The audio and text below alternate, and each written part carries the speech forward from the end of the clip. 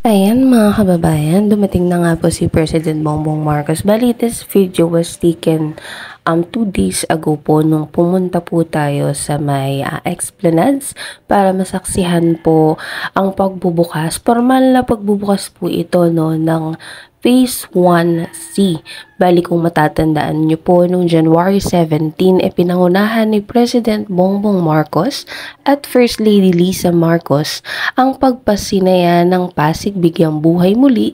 Ito po ay alinsunod sa Executive Order No. 35 na layuning mabalik ang sigla ng makasaysayang Ilog Pasig.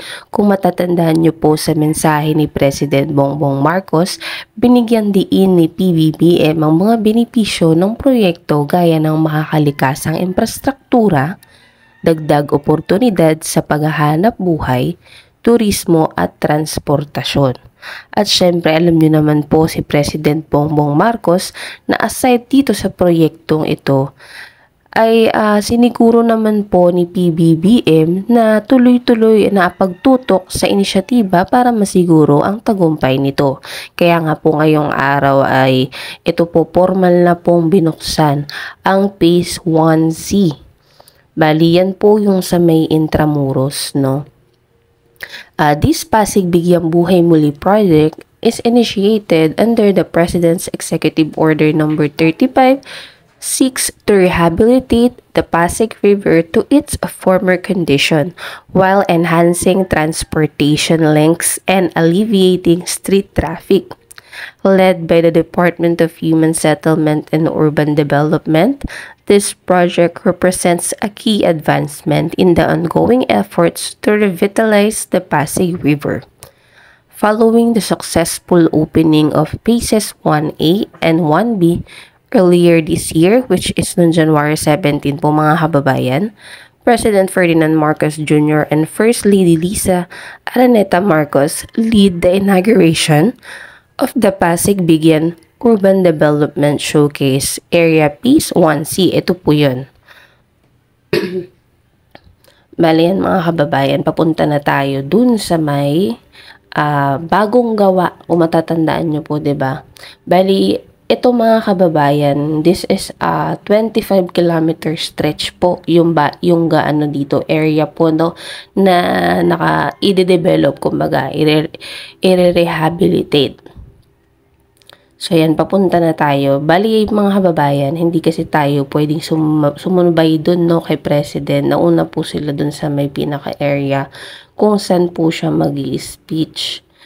Ayan, papunta tayo dyan para makita nyo rin po yung improvement nga or kung ano na po ba yung status nitong proyektong ito. Kasi may mga kababayan tayo na alam nyo naman yung mga kritiko ni PBBM na mahilig lang mga criticize kahit na wala naman dapat i-criticize. Kasi kung matatandaan yung mga kababayan nung inauguration nito, alam nyo ba na maraming mga kritiko si PBBM na nagsasabi sayang daw yung budget.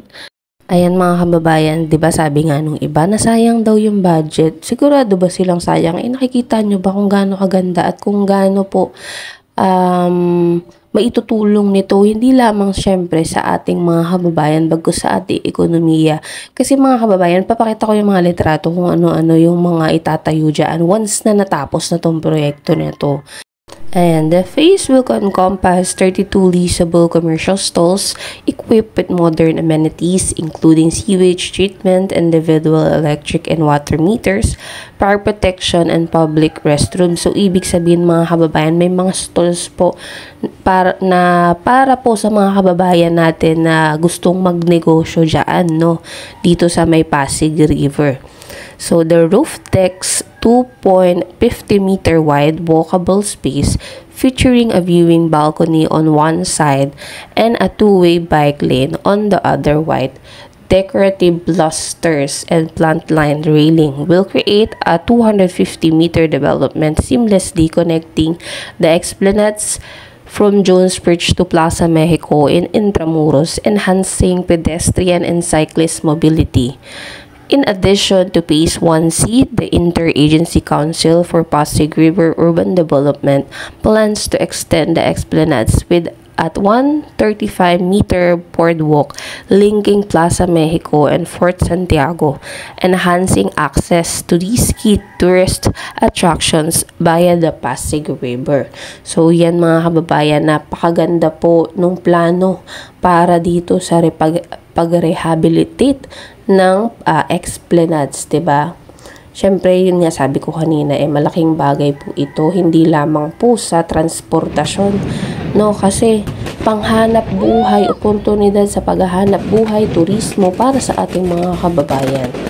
Ayan, medyo na-shock pang ako dito sa fireworks. Katatapos lang po nito ng speech ni President. And ayan po, fireworks na. Sobrang lakas ng ulan dyan mga kababayan. Buti nga bago umulan si PBBM nakaalis na po. Pero si First Lady po kasi nagpaiwan siya kasama po ng iba pang mga guest na umatid po dito. As in, sobrang lakas ng ulan mga kababayan. Ayan, napakaganda kung makikita nyo po.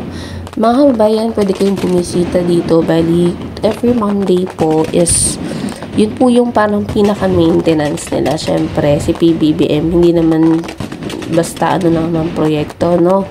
Bali, yan, pinamaintain po nila yung kalinisan, yung kaayusan dito sa may Esplanades. And mga kababayan, isa pa pala. Bali, other than this, yung mga kababayan natin na nakatira dito sa mga gilid-gilid, yung mga umaalis po, or yung mga lumilikas pag malakas yung ulan, is may pabahay po para sa kanila ang pamahalaan. Ayan. Napakaganda. Ito ang Masiglang Pasig, 'di ba? Napangarap din po ng ng mga ito kasing proyekto na to is hindi lang para sa this generation, 'di ba? Makikinabang po talaga lahat from our generation para at saka sa mga susunod pang henerasyon. At sana lang po i-maintain talaga nila yung kaayusan at yung kalinisan dito. Ayan, nagsisimula na pong umulan dyan at naabutan natin si President Bongbong Marcos na paalis na po pagkatapos ng kanyang speech. Ay alam niyo naman ang presidente natin sobrang busy. Biruin mo, linggo po ito mga kababayan, family day po ito. Itong event na to.